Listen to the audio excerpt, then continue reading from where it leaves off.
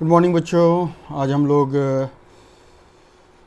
Double E second semester diploma जो है double E और ट्रिपल ई ब्रांच वाले को जो पेपर पढ़ना है वो ट्रांसफार्मर एंड अल्टरनेटर पेपर है। ओके, तो ट्रांसफार्मर एंड अल्टरनेटर का हम लोग आज करेंगे यूनिट 1। क्या करेंगे? यूनिट 1 सिलेबस देखने जा रहे हैं। ओके, तो यूनिट 1 सिलेबस में आपको पढ़ना क्या है? ये जो है चैप्टर, ये इसका नाम है मैग्नेटिक सर्किट। क्या पढ़ना है? Magnetic circuit. Okay, this is the unit 1 syllabus, magnetic circuit. Okay, तो मैग्नेटिक सर्किट आज हम लोग डिस्कस करने जा रहे हैं। ओके, तो मैग्नेटिक सर्किट में आपको देखना क्या है बच्चों कि इसमें सिलेबस में क्या है, और आज हम लोग यूनिट 1 कंप्लीट कर देंगे। ओके, यूनिट 1 हम लोग कंप्लीट करेंगे आज। तो मैग्नेटिक सर्किट में देखिए सब स्मॉल छोटा छोटा टर्म है जो कि आपको वेरी वेरी इंपॉर्टेंट है आपके लिए। तो हम लोग देखते हैं। तो हम लोग सिलेबस क्या डिस्कस करेंगे? आज का सिलेबस रहेगा, पहला पार्ट रहेगा एमएमएफ क्या होता है। ठीक है, मैग्नेटिक सर्किट के अंदर एमएमएफ मतलब मैग्नेटोमोटिव फोर्स के बारे में डिस्कस करेंगे। ठीक है, फिर रिलक्टेंस क्या होता है वो देखेंगे, रिलक्टेंस। ठीक है, इस दोनों का यूनिट क्या होता है वो हम लोग देखेंगे। ठीक है, इस दोनों का यूनिट क्या होता है इसको हम लोग यहाँ पे देखेंगे। फिर पढ़ना है वो है absolute permeability, absolute permeability, permeability ये भी हम लोग को पढ़ना है बच्चों। ओके, ये भी हम लोग देखेंगे। फिर है इसका रिलेटिव परमिएबिलिटी, रिलेटिव परमिएबिलिटी, इसको भी हम लोग देखेंगे बच्चों। ठीक है, इसका भी यूनिट आपको डिस्कस करना है, इसका यूनिट क्या होता है। ये सिलेबस है आपका, यूनिट 1 का सिलेबस है। कौन सा यूनिट 1 का सिलेबस है आपका? Magnetic circuit. इसके अंतर्गत आपको ये सारा पढ़ना है। तो अब रिलेशनशिप क्या है? Next is the relationship. Relationship जो है वो किसके बीच में करना है? तो flux MMF, relationship between flux के बीच, एमएमएफ के बीच, and flux MMF and reluctance के बीच। किसके बीच करना है? रिलक्टेंस। Okay, reluctance. ओके, और इस पे बेस्ट हमको लोग क्या करना है? सिंपल प्रॉब्लम्स, सिंपल न्यूमेरिकल्स करना है जो कि एग्ज़ाम में पूछा जाता है। तो हम लोग न्यूमेरिकल भी यहाँ पे डिस्कस करेंगे बच्चों। ओके, सिंपल न्यूमेरिकल्स क्या आता है वो भी डिस्कस करेंगे। तो ये रहा यूनिट 1 का आपका टॉपिक, और हम लोग अभी इसको स्टार्ट करते हैं। ठीक है, एमएमएफ्स।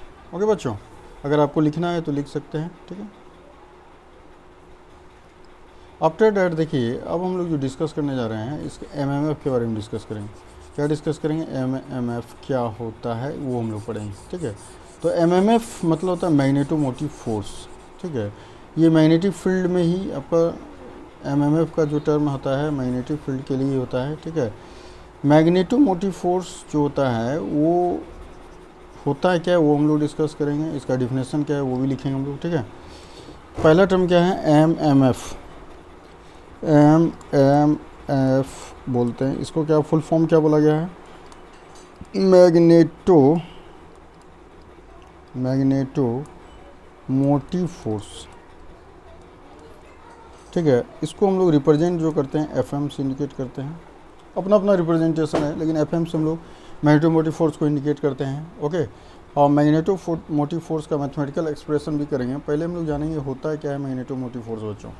मैग्नेटोमोटिव फोर्स क्या होता है? It is the defined as the driving force. ये क्या होता है? ड्राइविंग फोर्स होता है that causes electrons in an electrical circuit. तो हम लोग देखते हैं होता क्या है। तो एक सिंपल वे में वो डिफाइन करना है तो क्या है? The force it is defined as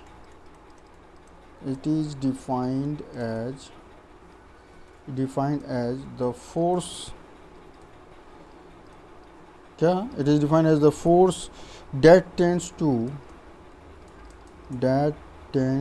to establish the flux, that tends to establish the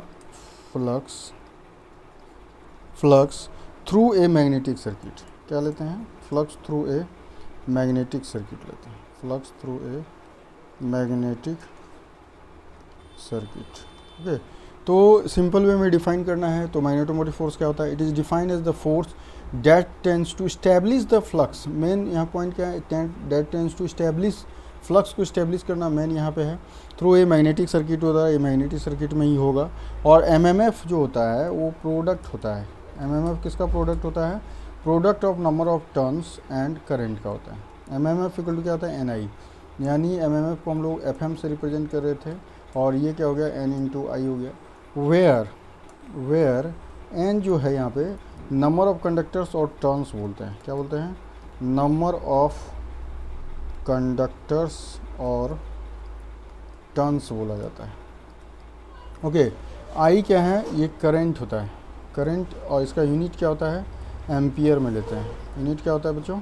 ampere में लेते हैं। ठीक है, N is the number of conductors or turns, I is the current, इसका एम्पियर होता है यूनिट। एफ एम जो है यही आपका मैग्नेटोमोटिव फोर्स है। ठीक है, तो वेरी इंपॉर्टेंट पॉइंट हियर, जो ये मैथमेटिकल एक्सप्रेशन वेरी इंपॉर्टेंट है। ठीक है, मतलब number of turns into product of current is called MMF, magnetomotive force. इसका जो एसआई यूनिट होगा, ठीक है, इसका एसआई यूनिट जो होता है वो क्या होगा? एम्पियर टर्न होगा। एसआई यूनिट क्या होगा? Ampere turn. ठीक है, तो SI unit is the ampere turn. Okay, तो ये रहा मैग्नेटोमोटिव फोर्स के बारे में डिफिनेशन और उसका मैथमेटिकल एक्सप्रेशन। एन क्या है? Number of turns, number of conductors या टर्न्स बोलते हैं। आई क्या है? करंट है, वो एम्पियर में होता है। ठीक है, तो ये that is the concept for MMF. Very important point, क्योंकि इसी का यूज होगा ट्रांसफार्मर में भी, इसी का यूज होगा आपका अल्टरनेटर में भी बच्चों। ठीक है, तो एमएमएफ के बारे में ये जानकारी मैंने दिया। अगला इसका यूनिट भी बता दिया, क्या होता है? एम्पियर टर्न होता है। अगला जो टॉपिक है वो क्या है आपका बच्चों? दैट इज कॉल्ड, अगला टॉपिक है ई रिलक्टेंस। रिलक्टेंस क्या होता है वो हम लोग डिस्कस करने जा रहे हैं। What is the reluctance term?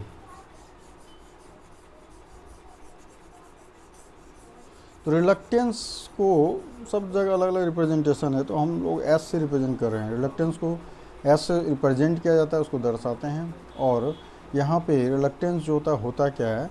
तो जैसे इलेक्ट्रिकल सर्किट में रेजिस्टेंस क्या करता है? अपोज करता है फ्लो ऑफ करंट का, उसी तरह मैग्नेटिक सर्किट में रिलक्टेंस का काम क्या है? ये क्या करता है? ये मैग्नेटिक फ्लक्स क्या करता है? मैग्नेटिक फ्लक्स का अपोज करता है। ठीक है, तो रिलक्टेंस को डिफाइन कैसे कर सकते हैं हम लोग? तो other topic is the reluctance. ठीक है, रिलक्टेंस होता क्या है ये हम लोग आज देखने जा रहे हैं। तो रिलक्टेंस क्या होता है बच्चों? तो reluctance is the opposition of the magnetic flux. ये क्या है? रिलक्टेंस इज द अपोजिशन, मतलब अपोज करता है। Opposition of magnetic flux,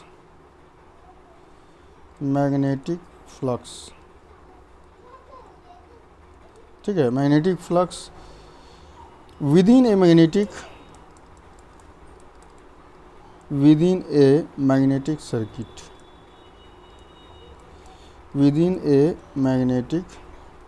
circuit functioning similarly to resistance in electrical circuit. Functioning similarly मतलब सेम जैसे होता है, सिमिलरली रेजिस्टेंस जैसे इलेक्ट्रिकल सर्किट में अपोज करता है करंट का। ठीक है, रेजिस्टेंस इन इलेक्ट्रिकल सर्किट। ठीक है, तो सिंपल वे में बोल सकते हैं कि रिलक्टेंस क्या करता है? फ्लक्स का अपोज करता है, अपोजिशन ऑफ मैग्नेटिक फ्लक्स का अपोज करता है मैग्नेटिक सर्किट के अंदर। ठीक है, जैसे हम लोग इलेक्ट्रिकल सर्किट में रेजिस्टेंस अपोज करता है करंट का, उसी तरह मैग्नेटिक सर्किट में फ्लक्स का अपोज करने के लिए रिलक्टेंस होता है। रिलक्टेंस को एस से रिप्रेजेंट किया जाता है। ठीक है, रिलक्टेंस को एस से रिप्रेजेंट करते हैं हम लोग। ठीक है, एस बराबर जो होता है वो क्या होता है बच्चों? एल बाय, ठीक है, एल बाय क्या होता है? Mu naught mu are into cross sectional area A होता है। ठीक है, ये क्या होता है? एस बराबर L by mu naught mu R A होता है। अब इसमें कौन क्या है ये हम लोग देखते हैं। वेयर एल जो है ये क्या होता है? एल जो है that is the length of the magnetic path होता है। एल क्या है? लेंथ ऑफ मैग्नेटिक पाथ होता है। लेंथ क्या होता है? एल क्या है? Length of the magnetic path. इसको हम यूनिट में अगर रिप्रेजेंट करना चाहेंगे तो यूनिट क्या होता है? मीटर्स होता है। ठीक है, म्यू नॉट क्या होता है? That is the permeability of free space होता है। म्यू नॉट क्या होता है? परमीएबिलिटी होता है ऑफ किसका होता है, फ्री स्पेस का होता है, ठीक है। परमिलिटी ऑफ फ्री स्पेस, जिसको वैक्यूम भी बोल सकते हैं हम लोग, क्या बोलते हैं, वैक्यूम, ओके, वैक्यूम। और इसका जो वैल्यू होता है म्यू नॉट का होता है 4 पाई इंटू 10⁻⁷ होता है। इसका यूनिट जो होता है हेनरी पर मीटर होता है, हेनरी पर मीटर होता है। तो म्यू नॉट जो होता है परमिलिटी ऑफ फ्री स्पेस है, इसका वैक्यूम या वैक्यूम में बोल सकते हैं, इसका वैल्यू होता है 4 पाई इंटू 10⁻⁷। ये न्यूमेरिकल के वेरी इंपॉर्टेंट हो जाता है बच्चों, ठीक है। और म्यू आर जो है वो रिलेटिव परमिएबिलिटी है। म्यू आर क्या है, relative permeability of magnetic material, ठीक है। इसका म्यू आर जो है that is called relative permeability,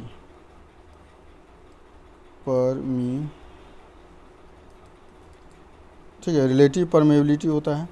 और किसका होता है, तो ऑफ ए मैग्नेटिक मटेरियल का, of a magnetic material. Relative permeability किसका होता है, मैग्नेटिक मटेरियल का होता है, ओके।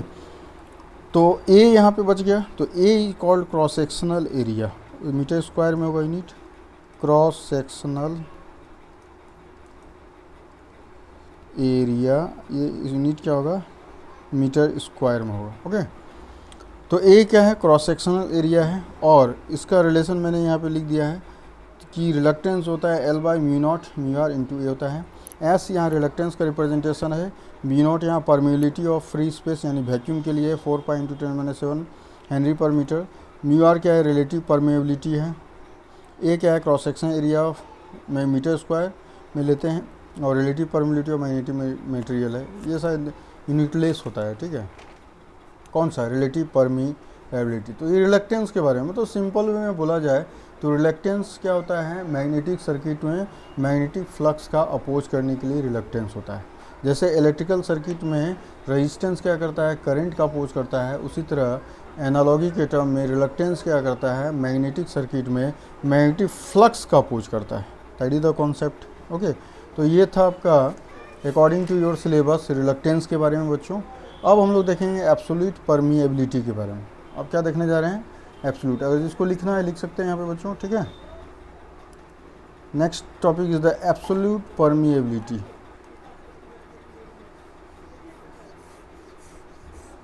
ये आपको कहाँ पढ़ना है बच्चों, सेकेंड सेमेस्टर जो है वो ट्रांसफार्मर अल्टरनेटर का जो सेक्शन है वहाँ पे आपको डिस्कस करना है, ठीक है। अब हम लोग देखने जा रहे हैं एब्सोल्यूट परमिएबिलिटी क्या होता है।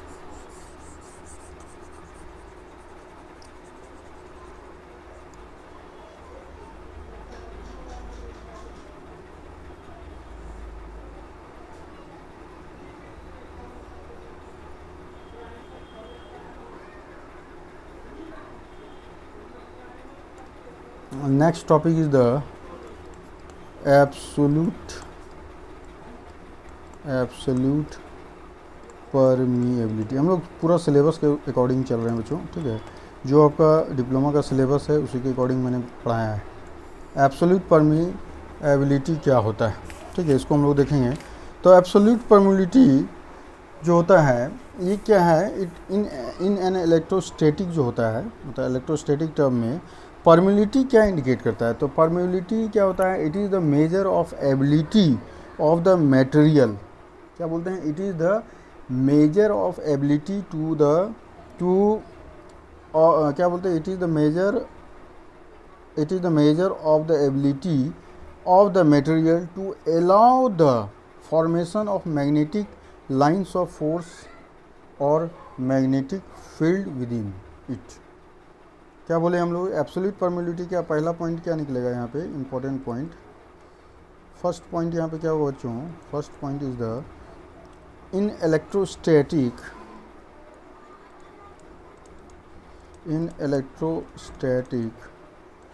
ठीक है, permeability is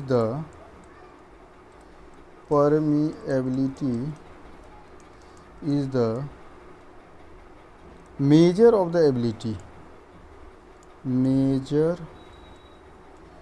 of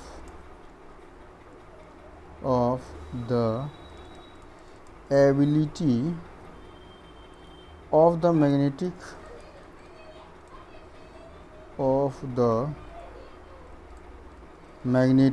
material to allow the formation of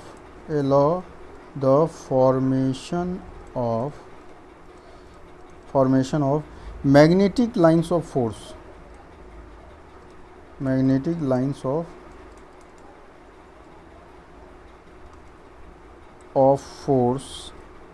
or magnetic field within, ठीक है, विदिन इट। ओके, तो क्या बोला, इन इलेक्ट्रोस्टैटिक जो आपका जो एब्सोल्यूट परमीएबिलिटी है वो क्या होता है, इन इलेक्ट्रोस्टैटिक में परमीएबिलिटी क्या होता है, is the measure of the ability of magnetic material, ठीक है, to allow the formation of magnetic lines of force और magnetic field within okay. ओके, तो this is the first point for absolute permeability. Second point is the absolute permeability refers to the permeability of the free space. Second point क्या है, absolute permeability क्या होता है, it is the permeability refers to the permeability of the free space, मतलब absolute permeability, absolute permeability refers to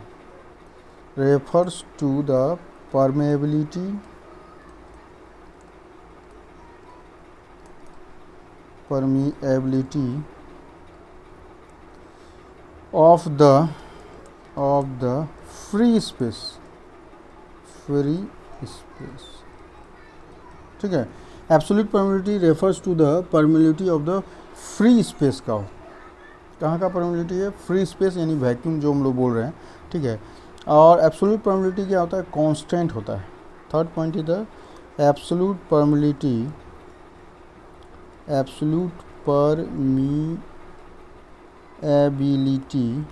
ठीक है, ये क्या होता है, is a constant, is a constant, और इसका वैल्यू जो होता है वो म्यू नॉट का जो वैल्यू होता है वो 4 pi into 10⁻⁻7 Henry per metre होता है। क्या होता है, 10⁻⁻7 हेनरी पर मीटर होता है। तो ये 3 पॉइंट है, there are 3 points for absolute permeability, ठीक है। In electrostatic permeability is the measure of the ability of the magnetic material. ये क्या है, कि एबिलिटी है, परमीएबिलिटी जस्ट क्या है, it is the ability of the magnetic material का एबिलिटी है, जस्ट क्या, किस चीज़ के लिए, allow the formation of magnetic lines of force, किसका, तो मैग्नेटिक लाइंस ऑफ फोर्स और magnetic field within. Absolute permeability refers to the permeability of free space, ठीक है। और ये क्या है, it is the absolute permeability जो होता है वो कांस्टेंट होता है, इसका वैल्यू कितना होता है, 4 pi into 10⁻⁷ henry per metre होता है। ओके, तो that is the concept for absolute permeability. Okay, इसका यूनिट यहाँ अगर डिस्कस किया जाए तो unit is the henry per metre होता है बच्चों, ठीक है। क्या होता है unit, henry per metre. Okay, अब हम लोग देखेंगे अगला टॉपिक जो होगा वो रिलेटिव परमीएबिलिटी का होगा। अगला टॉपिक क्या होगा, relative परमीएबिलिटी, relative परमीएबिलिटी।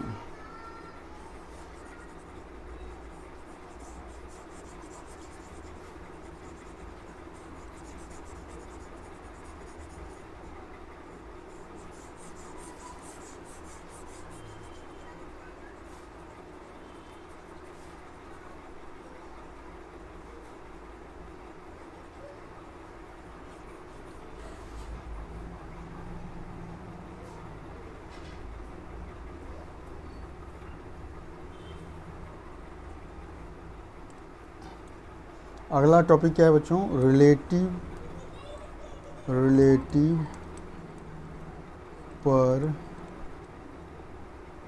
परमीएबिलिटी।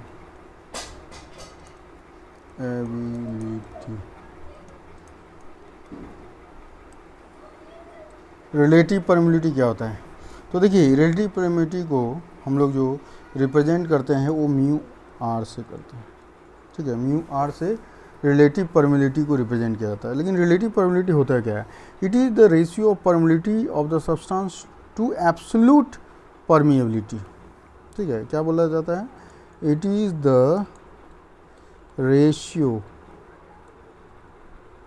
it is the ratio of permeability of the substance, permeability of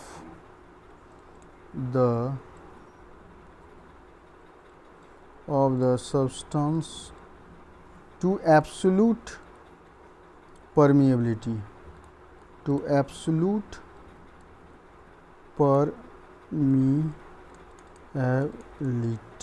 okay. दूसरा इसका इंपॉर्टेंट पॉइंट क्या है? मतलब पहला पॉइंट क्या होता है? It is the ratio of permeability of the substance to absolute permeability. हम लोग मैथमेटिकल एक्सप्रेशन से भी यहाँ देखेंगे, ठीक है। यहाँ पे एक्चुअली आएगा क्या, जैसे म्यू आर जो होता है, आपने क्या पढ़ा? आपने पढ़ा कि म्यू जो होता है वो म्यू नॉट म्यू आर होता है। तो इसी को यहाँ पे बोल दिया गया है कि म्यू आर तब क्या हो जाएगा? तो म्यू बाई क्या हो जाएगा? म्यू नॉट हो जाएगा। तो म्यू क्या है? दैट इज़ द परमिएबिलिटी, और म्यू नॉट क्या है? Absolute permeability. तो इसी का तो रेशियो हो गया, that is called relative permeability, ठीक है।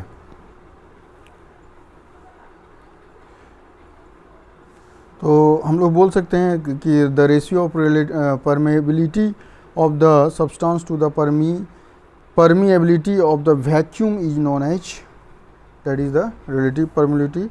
और रिलेटिव परमिएबिलिटी जो होता है ये डायमेंशन लेस क्वांटिटी होता है।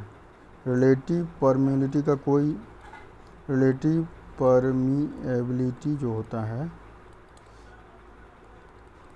Is A dimension less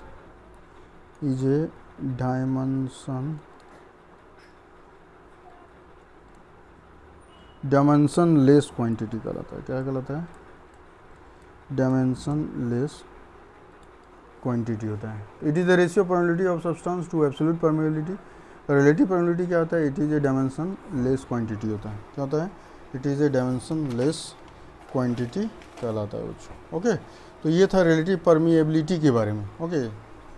after that आपका जो सिलेबस है उसके अकॉर्डिंग आपको क्या पढ़ना था? एब्सोल्यूट परमिएबिलिटी के बाद रिलेटिव परमिएबिलिटी था, और पांचवा जो relations between flux, MMF and reluctance के बीच में। तो हम लोग देखते हैं, आप इसको नोट डाउन भी कर सकते हैं बच्चों, ओके। मैं जो यूट्यूब चैनल है उसमें आपको मिल जाएगा, ये मैं प्लेलिस्ट में अपलोड कर दूंगा। सेकेंड सेमेस्टर डिप्लोमा में आप सर्च कीजिएगा तो आपका ये सारा वीडियो भी प्रोवाइड कर देंगे हम, ठीक है, अपलोड कर देंगे इसको, ठीक है।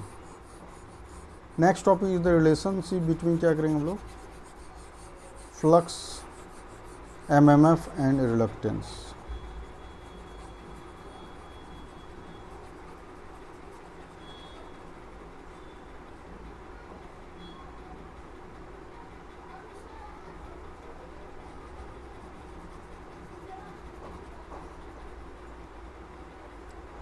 Next topic is the relationship between, किसके बीच करेंगे? तो MMF, flux, MMF and reluctance. Next topic is the relationship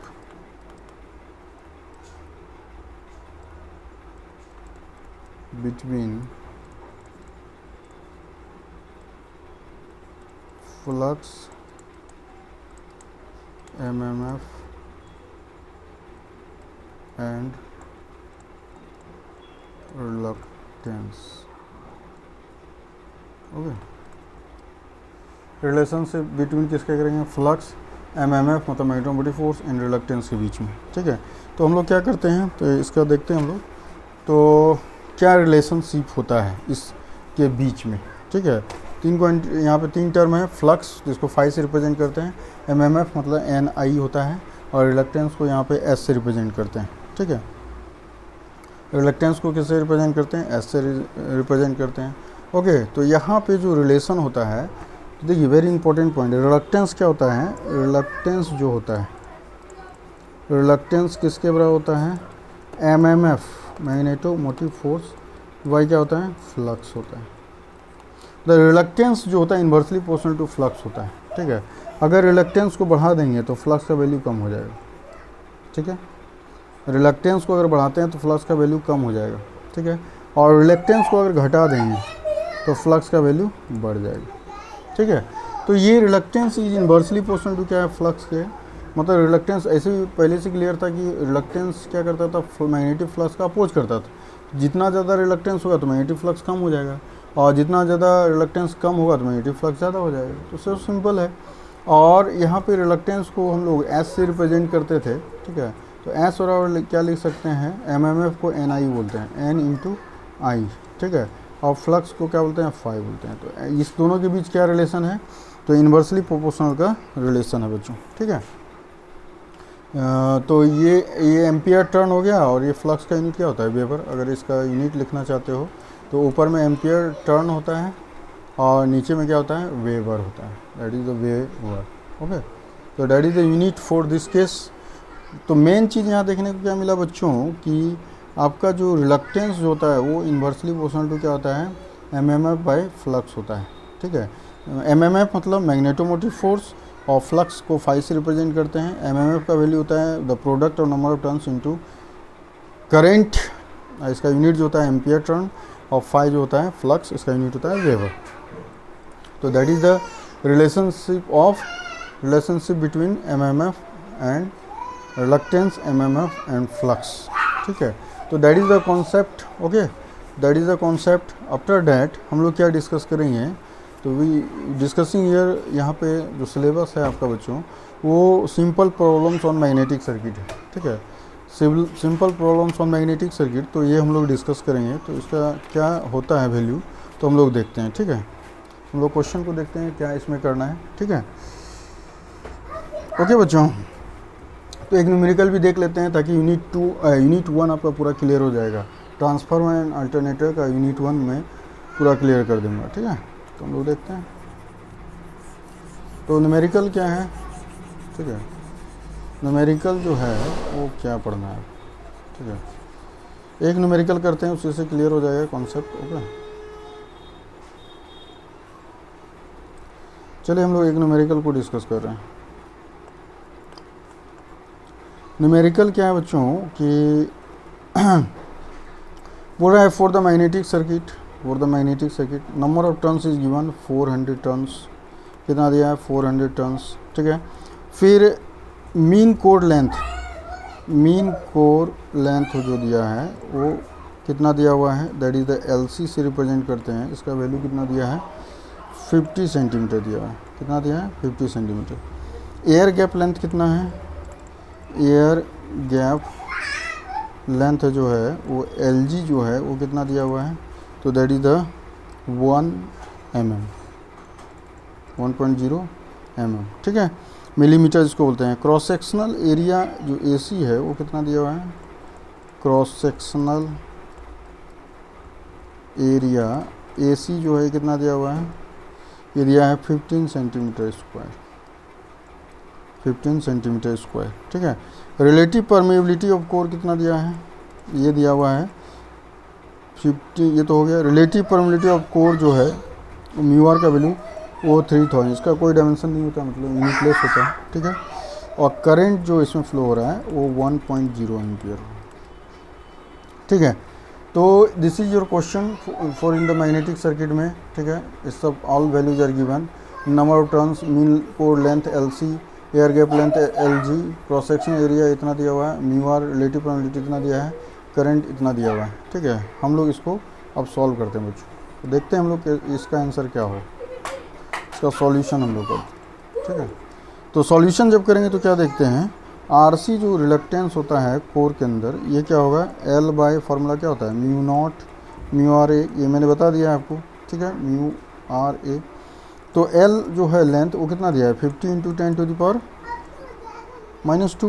ठीक है। तो 50 सेंटीमीटर है, इसको मीटर में कन्वर्ट कर लिए हम लोग, ओके। और म्यू नॉट का वैल्यू आपको दिया, म्यू आर का वैल्यू दिया हुआ है ना, और म्यू नॉट का वैल्यू आप जानते हैं क्या होता है, 4 × 10⁻⁷ इंटू क्या हो गया 3000 इंटू क्रॉस सेक्शन एरिया कितना दिया है 15 सेंटीमीटर स्क्वायर, इसको मीटर में कन्वर्ट कीजिएगा कितना 15 इंटू 10⁻⁻⁴ हो गया। इसको जब सॉल्व करेंगे, ठीक है, तो हम लोग देखते हैं कितना आता है वैल्यू। तो आरसी का जो वैल्यू आएगा वो 188.42 आएगा, 188.42, ठीक है, ये वैल्यू आपका आएगा। ठीक है, आफ्टर डैट अनदर रिलक्टेंस होगा जो एयर गैप क्या बोलते हैं एयर गैप लेंथ एल जो लिए हैं उसके अकॉर्डिंग क्या निकलेगा। तो अनदर टर्म रिलक्टेंस जो होगा वो हम लोग क्या ले रहे हैं L G by mu naught A G हो जाएगा। ठीक है, म्यू आर तो आपका 1 हो गया, म्यू नॉट का वैल्यू तो पता है हमको, एल जी का वैल्यू कितना है 1 mm है, तो 1 × 10⁻³ हो गया, मिलीमीटर को मीटर में चेंज कर दिया। और ये कितना है 4 π × 10⁻⁷ है। ए जी जो है वो कितना दिया हुआ है 15 × 10⁻⁻⁴ दिया है। इसको जब कैलकुलेट करेंगे तो वैल्यू जो आएगा वो आएगा 530.515 आएगा। ओके, तो ये हो गया आरसी और ये हो गया आपका बच्चों आरजी। ये क्या हो गया आरजी, दोनों निकल गया रिलक्टेंस। अब यू नो ऑलरेडी जो फ्लक्स और रिलक्टेंस के बीच जो रिलेशन है, तो फ्लक्स इज क्या है एमएमएफ बाय रिलक्टेंस, तो एमएमएफ n × I होता है, और रिलक्टेंस क्या होता है, तो टोटल रिलक्टेंस को जोड़ दीजिए तो आरसी और ये हो गया जी। ओके, इसमें जब पुटअप करेंगे तो नंबर ऑफ टर्न्स आपको 400 था और करंट 1 एम्पियर करंट फ्लो हो रहा था, दिया हुआ है आपको 1 एम्पियर करंट यहाँ पे देखिए। ठीक है, और आरसी जो है वो 188.42 है और प्लस ये कितना है 530.515।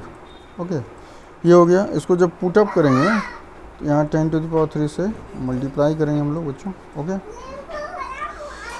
और जो मैग्नेटिक फ्लक्स डेंसिटी है वो क्या होता है, तो flux by cross sectional area होता है। तो इसको जब कैलकुलेट कीजिएगा जो फ्लक्स का वैल्यू आएगा वो आएगा 0.646, ठीक है, इंटू 10⁻³ आएगा, और by cross sectional area given है आपको, ये कितना है 15 × 10⁻⁴ मीटर में। ओके, इसको जब कैलकुलेट कीजिएगा तो आपको दे देगा 0.4309 क्या टेस्ला, क्योंकि मैग्नेटिक फ्लक्स डेंसिटी का यूनिट क्या होता है टेस्ला होता है। ठीक है, तो देखिए आपको निकालना था यहाँ पे क्या मैग्नेटिक फ्लक्स डेंसिटी निकालना था, और दूसरे में क्या निकालना है इंडक्टेंस का टर्म निकालना। तो हम यहाँ पे बता देते हैं, एक तो निकालना था मैग्नेटिक फ्लक्स डेंसिटी का वैल्यू क्या होगा, और दूसरा इंडक्टेंस। तो इंडक्टेंस जो होता है वो क्या होता है, तो L जो होता है वो n स्क्वायर बाई क्या होता है n स्क्वायर बाय होता है RC प्लस RG होता है। ठीक है, तो ये हो गया 400 स्क्वायर, 400 का होल स्क्वायर, और ये हो गया आपका 88.42 प्लस 530.515, और ये हो गया पावर 10⁻³। ओके, तो L इक्वल टू जो होता है वो लेमडा बाई क्या होता है I होता है, और लेमडा क्या होता है that is the flux n × phi होता है बाय I होता है। तो हो गया 400 गुना 0.6463 × 10⁻³ बाई करेंट है आपका 1। तो इसका जब फाइनल कैलकुलेशन करेंगे तो आंसर क्या देगा 258.52, ठीक है, इंटू 10⁻³ इतना क्या हेनरी, क्योंकि इंडक्टेंस का यूनिट क्या होता है हेनरी होता है। तो ये मैग्नेटिक सर्किट से रिलेटेड एक न्यूमेरिकल मैंने करवाया बच्चों। ठीक है, और भी न्यूमेरिकल्स हैं तो वो हम लोग डिस्कस करेंगे। ठीक है, तो ये था आपका टोटल यूनिट मैंने पढ़ा दिया, मतलब टोटल यूनिट का मतलब है यूनिट 1 का मैग्नेटिक सर्किट का पूरा मैंने सिलेबस कवर कर दिया इस वीडियो के माध्यम से। ठीक है बच्चों, तो आप लोग इसको अच्छे से देखिए, इससे आपका नोट्स भी प्रिपेयर कर सकते हैं यहाँ से। ठीक है बच्चों, आज के लिए इतना ही, धन्यवाद।